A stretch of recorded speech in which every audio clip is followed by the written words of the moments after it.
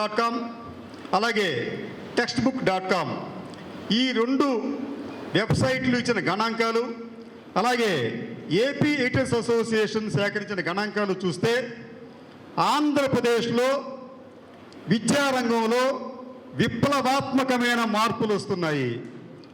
మనకి పూర్వం ఒక మాట ఉండేది, వ్యవసాయ విప్లవం, పాల విప్లవం అంటే పాల వెల్లువ అని చెప్పనేవారు. బ్లూ రెవల్యూషన్ మత్స్య రంగానికి సంబంధించి ఒక విప్లవం లాగా.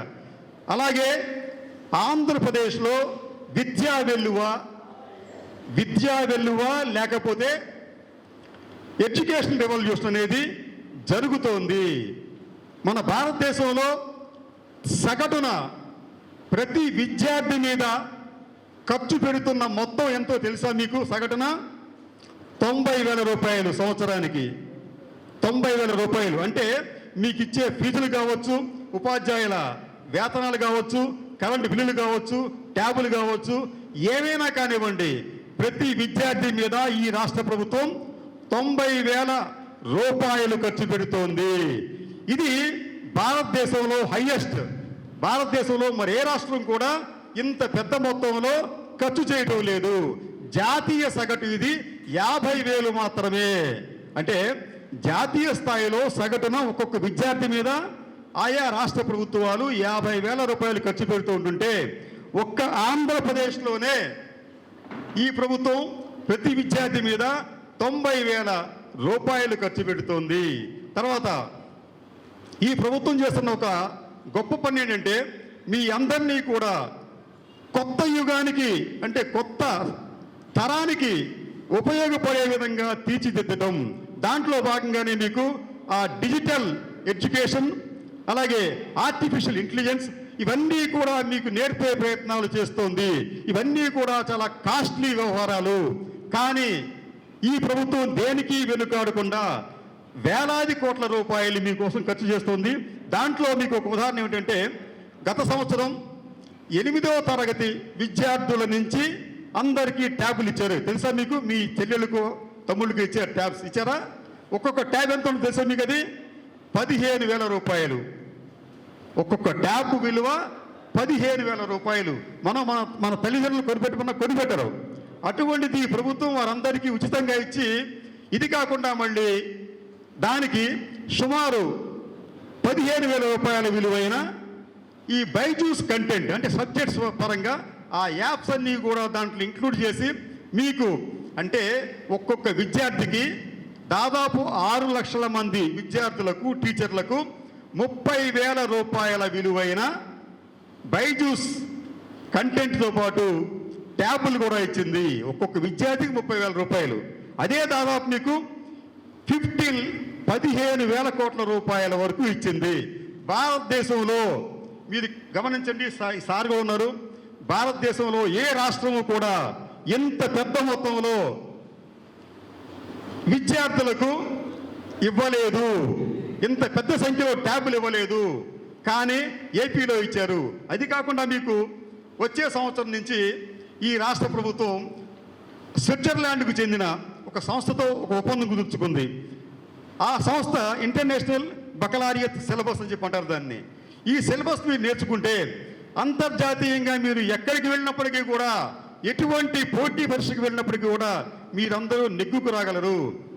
ఆ సిలబస్ వాల్యూ ఎంత ఉంటుందంటే దాదాపు 4 లక్షల రూపాయలు. ఇదే సిలబస్ మీకు ఢిల్లీలోనో హైదరాబాద్లోనో ఇంకో చోట మీరు ప్రైవేట్గా నేర్చుకుంటే మీరు 4 లక్షల రూపాయలు పే చేయాలి. కానీ వచ్చే ఏడాది నుంచి ఈ 4 లక్షల రూపాయల విలువైన సిలబస్ కూడా మీకు ఈ రాష్ట్ర ప్రభుత్వం ఉచితంగా ఇవ్వబోతోంది. కాబట్టి మీరందరూ కూడా ఈ విషయాన్ని గమనించాలి. తర్వాత ఉపాధ్యాయులకు సంబంధించి కూడా ఈ రాష్ట్ర ప్రభుత్వం ఎక్కడా ఎవరికి అన్యాయం చేయలేదు అని చెప్పడానికి మా దగ్గర ఉన్న ప్రాతిపదిక ఏమిటంటే మీకు ఇందాక చెప్పినట్టు ambitionbox.com textbook.com ఈ 2 వెబ్సైట్లు చూస్తే మీకు ఒకసారి అర్థమవుతుంది. ఇది కాకుండా మీకు సోషియో ఎకనామిక్ సర్వేస్, నీతి ఆయోగ్ రిపోర్ట్స్, ఆర్బీఐ రిపోర్ట్స్ వాటిని కూడా పరిశీలిస్తే అసలు ఏ రాష్ట్రంలో ఎంతమంది ఉపాధ్యాయులు ఉన్నారు, వారికి ఏ రాష్ట్రం ఎంత ఖర్చు పెడుతోంది అని అన్నీ తెలుస్తాయి. తెలిసినప్పుడు ఇక్కడ మీకు ఆశ్చర్యకరంగా ఏమిటంటే ఆంధ్రప్రదేశ్లో ఉపాధ్యాయుల పరిస్థితి చాలా మెరుగ్గా ఉంది. ఇందాక మేడం గారు చెప్పినట్టు ఆంధ్రప్రదేశ్లో తలసరి ఆదాయం 2,19,000 రూపాయలు మాత్రమే. 2,19,000 రూపాయలు తలసరి ఆదాయం. కానీ ఈ టీచర్ల తలసరి ఆదాయం దాదాపు 6 లక్షల వరకు ఉంది. అంటే ఒక సాధారణ సగటు పౌరుడికి వచ్చే తలసరి ఆదాయం కన్నా కూడా ఒక ఉపాధ్యాయుడికి వచ్చే ఆదాయం దాదాపు 3 రెట్లు ఎక్కువగా ఉంది. అంతేకాకుండా మీరు ఒక కంపారిజన్ చేసుకుంటే మనం అంటే సెంట్రల్ గవర్నమెంట్ టీచర్లతో పోల్చుకున్నా కూడా ఆంధ్రప్రదేశ్లో ఉపాధ్యాయుల వేతనాలు ఎక్కువగా ఉన్నాయి. ఇదే కాకుండా మీకు మన ఆంధ్రప్రదేశ్లోని సగటు అంటే మనం ఎంప్లాయీ ఉంటారు కదా, మన ఉద్యోగులు, ప్రభుత్వ ఉద్యోగులు, వారితో 6 ఏళ్ల సర్వీస్ ఉన్న ప్రభుత్వ ఉద్యోగిని 6 ఏళ్ల సర్వీస్ ఉన్న ఒక టీచర్తో పోలిస్తే టీచర్ గారికి ఎక్కువ ఉద్యోగాలు ఉన్నాయి. ఇలాగ అనేక విషయాల్లో ఆంధ్రప్రదేశ్ అనేది అటు ఉద్యోగులకి ఇటు టీచర్లకు కూడా మేలు చేస్తుంది. మొదటి అంశం ఏంటంటే చాలామంది ఏమన్నారంటే ఈ టీచర్ల పోస్టు సరిగ్గా భర్తీ చేయడం లేదని చెప్పి చెప్తున్నారు. ఓకే, టీచర్ల పోస్టు భర్తీ చేయలేదు, కానీ దానికి సంబంధించి ఇప్పుడు ఏదో నోటిఫికేషన్ ఇచ్చారు. కానీ దీనికి సంబంధించి కూడా ఒక అబ్జర్వేషన్ ఏంటంటే జాతీయ నిష్పత్తి అంటే స్టూడెంట్స్ టీచర్ రేషియో అని ఉంటుంది. దాంట్లో కూడా ఆంధ్రప్రదేశ్ అనేది దేశంలోనే ద్వితీయ స్థానంలో ఉంది. ఇది కూడా మనకి నిజంగా అచీవ్మెంట్. ఫర్ ఎగ్జాంపుల్ మీకు జాతీయ స్థాయిలో ప్రైమరీ స్కూళ్ళలో సగటున ప్రతి 28 మందికి ఒక టీచర్ ఉంటే అప్పర్ ప్రైమరీ స్కూల్లో ప్రతి 24 మందికి ఒక టీచర్ ఉన్నారు. కానీ అదే ఆంధ్రప్రదేశ్కి వచ్చేటప్పటికి ప్రతి 24 మంది ప్రైమరీ విద్యార్థులకు ఒక టీచర్ ఉంటే అప్పర్ ప్రైమరీలో 17 మందికి ఒక టీచర్ ఉన్నారు. అంటే ఈ పీపుల్స్ టీచర్ రేషియోలో కూడా ఆంధ్రప్రదేశ్ అనేది చాలా ముందుంది అన్ని రాష్ట్రాల కన్నా. ఈ విషయాలు మీ ముందు ఉంచడానికి మేము ప్రయత్నం చేస్తూ